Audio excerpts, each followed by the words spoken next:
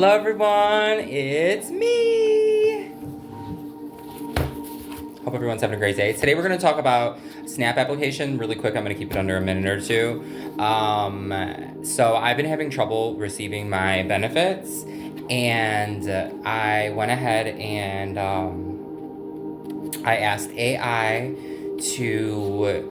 I told him what I was going through. You know, you could have a conversation with him, and I told him for how long. You know, if y'all need somebody to talk to, AI is the perfect candidate, okay?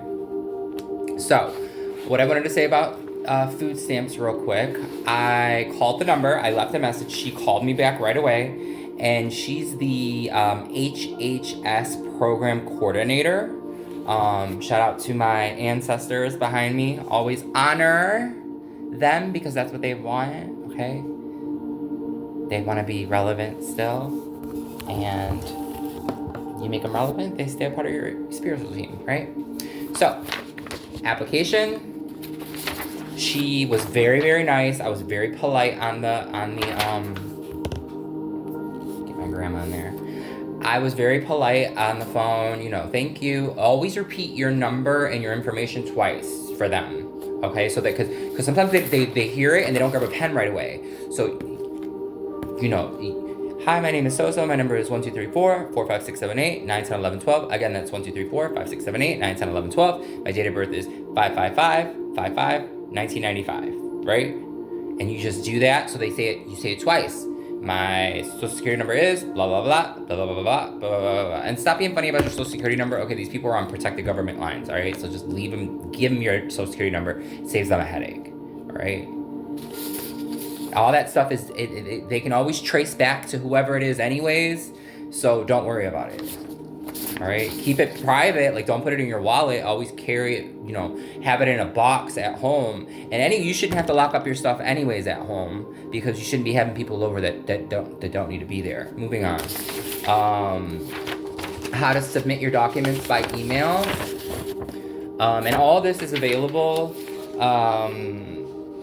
on the Department of Health and Human Services website. You can find that in your local city. Basically what she sent me was a 17-page packet, but the first couple pages are just what they're gonna need, blah, blah, blah, blah, blah. Then you fill it out. Always check your work twice, okay? A couple of things that stood out to me on here that you would need to do is you really just read it. Authorized representative, make sure you fill that out correctly. Make sure you fill out your children's information out correctly. And then at the end of your conversation, always let them talk. Give them a brief summary, 30 seconds, very brief. If you need to write it down before you call them, so you're not just being ridiculous, okay? Why? And this is what they did to me. Like, she doesn't care what they did to you. All she worries about is how she can help you right now. Hi, ma'am. Hi, my name is so-and-so. I haven't received my food stamps in 2 months. What can you do for me? I really appreciate any type of assistance that you can give to me. Before you hang up the phone, make sure that as they're talking, I take notes. I don't interrupt anybody when they're talking until they pause, until they allow the conversation to be open. So I always write down. If I have a question during, I always write down. I always have pen and paper right there when I'm making my phone calls of the day.